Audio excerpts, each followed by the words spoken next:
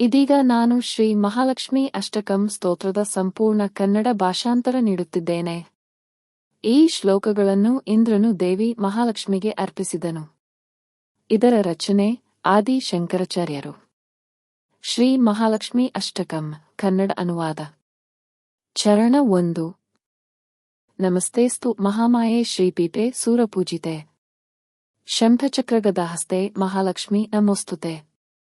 ಅರ್ಥ: ಓ ಮಹಾಮಾಯೆ, ಶ್ರೀಪೀಠದಲ್ಲಿ ವಾಸಿಸುವವಳೆ, ದೇವತೆಗಳಿಂದ ಪೂಜಿಸಲ್ಪಡುವವಳೆ, ಶಂಖ, ಚಕ್ರ ಮತ್ತು ಗದೆಯನ್ನು ಹಿಡಿದಿರುವವಳೆ, ಮಹಾಲಕ್ಷ್ಮಿಯೇ, ನಿನಗೆ ನಮಸ್ಕಾರ. ಚರಣ 2. ನಮಸ್ತೆ ಗರುಡಾರೂಢೆ ಕೋಲಾಸುರ ಭಯಂಕರಿ ಸರ್ವಪಾಪಹರೆ ದೇವಿ ಮಹಾಲಕ್ಷ್ಮಿ ನಮೋಸ್ತುತೆ. ಅರ್ಥ: ಗರುಡನ ಮೇಲೆ ಸವಾರಿಯಾದವಳೆ, ಕೋಲಾಸುರನಿಗೆ ಭಯಂಕರಳಾದವಳೆ, ಎಲ್ಲಾ ಪಾಪಗಳನ್ನು ನಿವಾರಿಸುವ ದೇವಿಯೇ, ಮಹಾಲಕ್ಷ್ಮಿಯೇ, ನಿನಗೆ ನಮಸ್ಕಾರ. ಚರಣ 3. ಸರ್ವಜ್ಞೆ ಸರ್ವವರದೆ ಸರ್ವದುಷ್ಟ ಭಯಂಕರಿ ಸರ್ವದುಃಖಹರೆ ದೇವಿ ಮಹಾಲಕ್ಷ್ಮಿ ನಮೋಸ್ತುತೆ. ಅರ್ಥ: ಎಲ್ಲವನ್ನೂ ತಿಳಿದವಳೆ, ಎಲ್ಲರಿಗೂ ವರಗಳನ್ನು ನೀಡುವವಳೆ, ದುಷ್ಟರಿಗೆ ಭಯಂಕರಳಾದವಳೆ, ಎಲ್ಲಾ ದುಃಖಗಳನ್ನು ನಿವಾರಿಸುವ ದೇವಿಯೇ, ಮಹಾಲಕ್ಷ್ಮಿಯೇ, ನಿನಗೆ ನಮಸ್ಕಾರ. ಚರಣ 4. ಸಿದ್ಧಿಬುದ್ಧಿಪ್ರದೆ ದೇವಿ ಭುಕ್ತಿ ಮುಕ್ತಿಪ್ರದಾಯಿನಿ ಮಂತ್ರಮೂರ್ತೆ ಸದಾ ದೇವಿ ಮಹಾಲಕ್ಷ್ಮಿ ನಮೋಸ್ತುತೆ. ಅರ್ಥ: ಸಿದ್ಧಿ ಮತ್ತು ಬುದ್ಧಿಯನ್ನು ನೀಡುವವಳೆ, ಭೋಗ ಮತ್ತು ಮೋಕ್ಷವನ್ನು ನೀಡುವವಳೆ, ಮಂತ್ರಮೂರ್ತಿಯೇ, ಸದಾ ದೇವಿಯೇ, ಮಹಾಲಕ್ಷ್ಮಿಯೇ, ನಿನಗೆ ನಮಸ್ಕಾರ. ಚರಣ 5.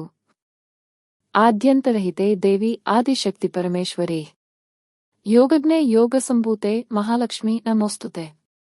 ಅರ್ಥ: ಆರಂಭ ಮತ್ತು ಅಂತ್ಯವಿಲ್ಲದವಳೆ, ಆದಿಶಕ್ತಿಯೇ, ಪರಮೇಶ್ವರಿಯೇ, ಯೋಗಜ್ಞೆಯೇ, ಯೋಗದಿಂದ ಜನಿಸಿದವಳೆ, ಮಹಾಲಕ್ಷ್ಮಿಯೇ, ನಿನಗೆ ನಮಸ್ಕಾರ. ಚರಣ 6. ಸ್ಥೂಲ ಸೂಕ್ಷ್ಮಮಹಾರೌದ್ರೆ ಮಹಾಶಕ್ತಿ ಮಹೋದರೆ ಮಹಾಪಾಪಹರೆ ದೇವಿ ಮಹಾಲಕ್ಷ್ಮಿ ನಮೋಸ್ತುತೆ. ಅರ್ಥ: ಸ್ಥೂಲ, ಸೂಕ್ಷ್ಮ ಮತ್ತು ಭಯಾನಕ ರೂಪಗಳನ್ನು ಹೊಂದಿರುವವಳೆ, ಮಹಾಶಕ್ತಿಯೇ, ಮಹೋದರಿಯೇ, ಮಹಾಪಾಪಗಳನ್ನು ನಿವಾರಿಸುವ ದೇವಿಯೇ, ಮಹಾಲಕ್ಷ್ಮಿಯೇ, ನಿನಗೆ ನಮಸ್ಕಾರ. ಚರಣ 7.